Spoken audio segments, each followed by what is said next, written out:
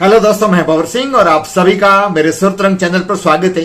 दोस्तों, राजस्थान में जितने वीर योद्धा हुए हैं उतनी यहाँ पर वीरांगना नारियां भी हुई हैं जिनकी गौरव गाथा इतिहास में स्वर्ण अक्षरों में हमको पढ़ने को मिलती है। आइए दोस्तों, आज मैं आपको एक ऐसे ही वीरांगना नारी के बारे में बताने जा रहा हूं जो इतिहास का किस्सा ये मेवाड़ से जुड़ा हुआ बहुत ही रोचक है। तो आप जुड़े रहें, पूरा वीडियो देखें। दोस्तों, मेवाड़ के महाराणा प्रताप सिंह द्वितीय, उनके पुत्र हुए हैं राज सिंह द्वितीय। मात्र उन्होंने 7 साल ही शासन किया मेवाड़ में। लेकिन दोस्तों, ये वो वक्त था जब यहां पर मराठाओं के लगातार हमले हो रहे थे। मराठे आते थे, युद्ध करते थे, चौथ वसूली करते थे, मेवाड़ को लूटते थे, जिसके कारण से मेवाड़ की आर्थिक स्थिति भी खराब हुई और जनमानस में भी भय का वातावरण पैदा हो गया। तो दोस्तों, ये बात है 1759 की। तो मराठाओं ने फिर मेवाड़ पर आक्रमण किया। आक्रमण का समाचार सुना तो मेवाड़ के महाराणा राज सिंह द्वितीय ने समस्त उमरावों को, सरदारों को, सामंतों को युद्ध हेतु आमंत्रित किया। दोस्तों, रियासत काल में यही नियम हुआ करता था, जब भी कोई आक्रमण करता था बाहरी शत्रु, तो जितने भी ठिकानेदार होते थे, वो सामंत, सरदार, उमराव जो भी हैं, जागीरदार, उन सब को युद्ध में सूचना मिलते ही भाग लेने के लिए जाना पड़ता था। यदि वो नहीं जाते थे तो उचित कारण नहीं होने पर उनकी जागीरी भी जब्त हो जाती थी। तो दोस्तों, जैसे ही सबको समाचार मिला युद्ध में भाग लेने के लिए, तो वर्तमान में भीलवाड़ा जिले में भीलवाड़ा के पास में काशीथल नाम का एक गांव है, वहां के ठाकुर थे, वो नाबालिग थे।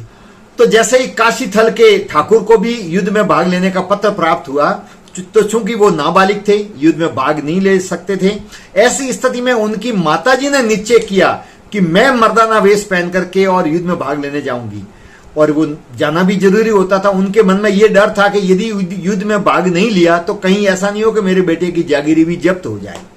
तो दोस्तों, फिर क्या था, युद्ध के लिए वो तैयार हुई, मर्दाना वेश पहना, मेवाड़ी पाग बांधी, कमर पर कटार बांधी, हाथ में तलवार ली और अपना मनपसंद घोड़ा लेकर के और घोड़े पर बैठ करके और फिर वो रणभूमि में गई। और दोस्तों, मराठाओं के विरुद्ध जितने उमराव, सामंत, सरदार, जागीरदार लड़े, उनके साथ में वो माजीसा भी युद्ध में भाग लिया और लड़ी।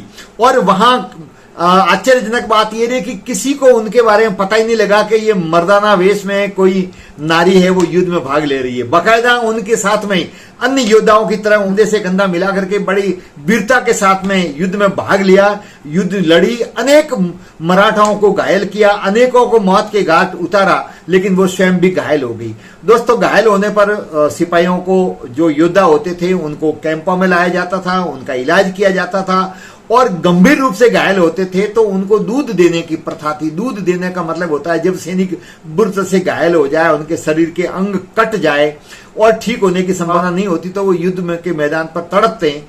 तो उस समय जाकर के एक एक को फिर पेट में तलवार घोंप करके अथवा छुरा घोंप करके अथवा तलवार से उनको तुरंत मौत के घाट उतार दिया जाता है, ताकि उनको ज्यादा कष्ट नहीं हो और आसानी से वो मृत्यु को प्राप्त हो सके। तो दोस्तों, उनको भी, माजीसा को भी वहां पर घायल होने के कारण से इलाज के लिए लाया गया। अनेक सैनिक घायल थे। घायलों को दूसरे दिन मेवाड़ के महाराणा राज सिंह द्वितीय उनके हालचाल जानने के लिए वहां गए। तो उन्होंने देखा कि लंबे केस वाला कोई योद्धा घायल है। तो उनको आश्चर्य हुआ, वो असामान्य लग रहे थे, चेहरे से भी लग रहा था मासूमियत, और लंबे केस थे। तो इतने केस तो पुरुष के सामान्यता होते नहीं है। तो उनको आश्चर्य हुआ। तो उन्होंने पास में जाकर के उनसे पूछा कि आप कौन है। तब माजीसा ने कहा कि मैं काशीथल ठाकुर की माताजी हूं। बोले, आप यहां कैसे घायल हुई? युद्ध में भाग लेने के लिए आई थी और आपकी तरफ से मैं युद्ध में भाग लेकर के लड़ी हूं और लड़ते लड़ते घायल हो गई हूं। घायल होने से पहले अनेक योद्धाओं को मैंने भी और योद्धाओं की तरह घायल किया और मौत के घाट भी उतारा है। तो राज सिंह द्वितीय ने पूछा कि आपने युद्ध में क्यों भाग लिया? फिर माजीसा ने कहा कि आपका जैसे ही फरमान मिला, आदेश प्राप्त हुआ युद्ध में आने के लिए, तो मेरा जो पुत्र है वो ठाकुर है, वो नाबालिग है, वो युद्ध में भाग ले नहीं सकता, और यदि युद्ध में भाग नहीं लेता तो मुझे ये डर था कि कहीं काशीथल मेरी जागीरी है वो आप जब्त नहीं कर लो। इसके कारण से मैंने युद्ध में भाग लेने का निश्चय किया। ये सुनकर के राज सिंह जी द्वितीय, जो मेवाड़ के महाराणा थे, वो बहुत प्रसन्न हुए।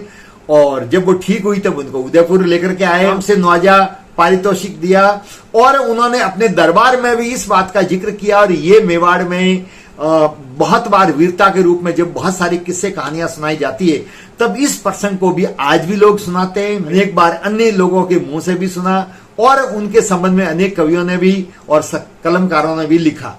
तो दोस्तों, यहाँ पर नारियां भी ऐसी हुई है जहां रणभूमि में वक्त आने पर मर्दाना वेश पहन करके, घोड़े पर बैठ करके, हाथ में तलवार लेकर के, कटार लेकर के, भाला लेकर के और पुरुषों की तरह ही वीरता के साथ में युद्ध में भाग लिया है, शत्रु का संहार किया है, अपनी शमशीर का लोहा मनवाया है और अनेक बार विजय प्राप्त हुई है और विजय प्राप्त करवाने में अपनी महती भूमिका निभाई है। तो दोस्तों, राजस्थान में तो ऐसे योद्धा हुए हैं, ऐसी वीरांगना नारी हुई है, इसके कारण से अनेक युद्ध जीते हैं, इसके कारण से अनेक बार शत्रु को पराजय का मुंह देखना पड़ा है और जिसके कारण से इतिहास में हमारी अनेक गौरव गाथाएं भरी पड़ी है, जिनको हम सुनते हैं, पढ़ते हैं तो हमें बड़ा फक्र महसूस होता है। तो दोस्तों, इतिहास का ये रोचक और ऐतिहासिक किस्सा आपको कैसा लगा, आप जरूर कमेंट्स करके बताएं। वीडियो अच्छा लगा हो तो शेयर भी जरूर करें।